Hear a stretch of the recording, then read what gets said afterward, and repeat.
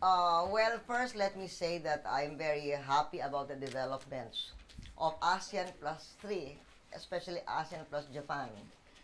This Chiang Mai initiative multilateralization has been a very big advocacy of the Philippines. In fact, I asked Thailand as chairman, and Thailand did it, to convene a special meeting of ASEAN plus 3 on the sidelines of the ASEM summit in Beijing so that we could discuss how to have a regional liquidity fund to help economies in our region that may be having liquidity problems. And the answer to this was the Chiang Mai Initiative multilateralization. And we are very grateful for the very generous contribution of Japan to this to this fund. And the next step here is that we should implement it as soon as possible.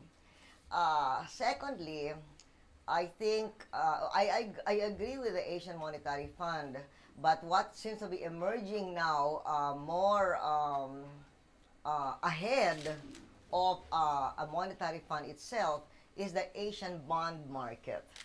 The Asian bond market initiative is something that we should now push after we're able to come to an agreement with regard to the Chiang Mai Initiative multilateralization.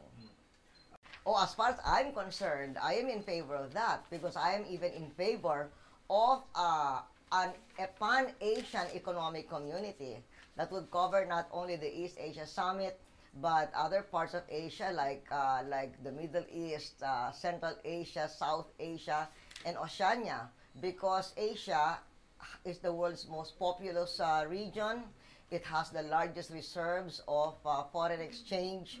It is the most resilient as a continent in this world crisis, and it has the prospect of coming out the best in surviving this crisis and even being stronger. And I think we should maximize as much as possible the benefits of the strength of Asian economies, and one way to do that would be a pan-Asian economic community. Okay. This is a milestone because it is the first visible impact of the benefits of the JPEPA.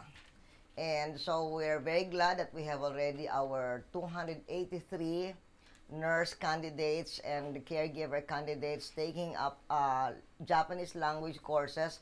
We're very glad that 10 of them have finished their course because they learn Japanese very fast. And now we have to proceed not only to expand the movement of natural persons as exemplified by the nurses and caregivers, we should also expand the other opportunities provided by the JPEPA framework in trade and investment and even tourism.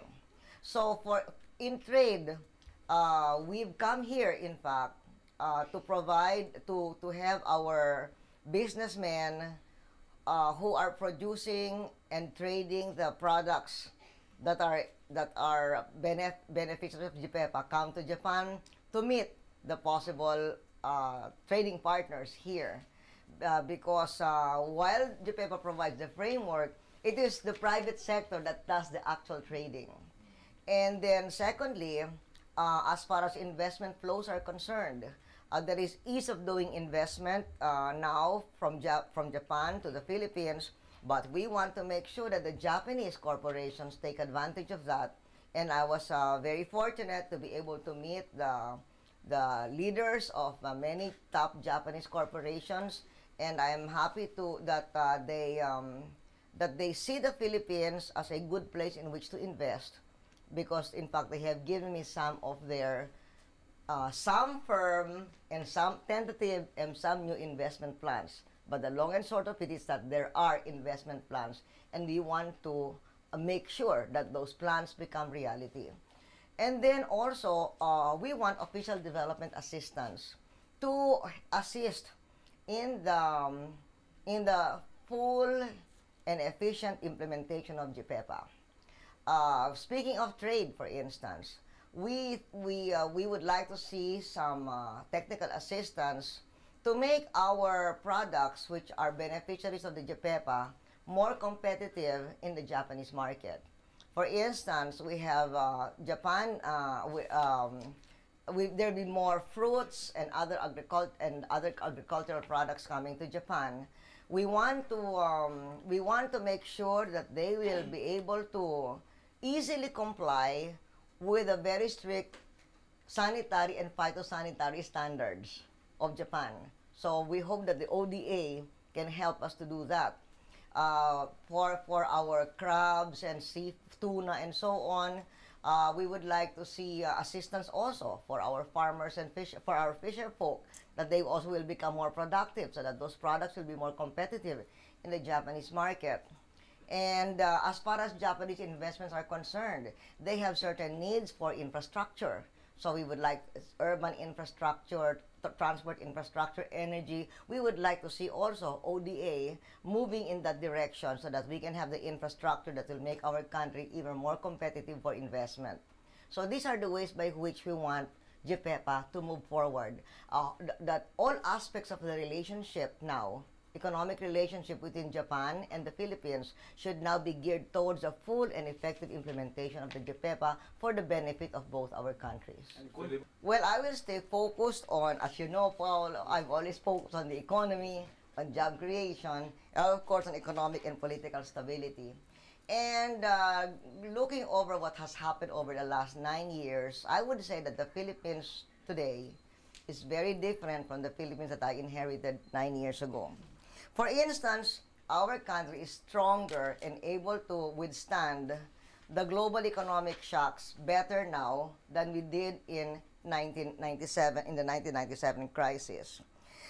If we look at the infrastructure now compared to the infrastructure then, we have a lot of new and modern infrastructure. This will yield benefits for generations to come in the form of a more competitive national economy. We've created millions of new jobs. In fact, I'm happy to hear from our NEDA secretary that year on year, in fact, our unemployment rate has gone down in spite of the world economic crisis.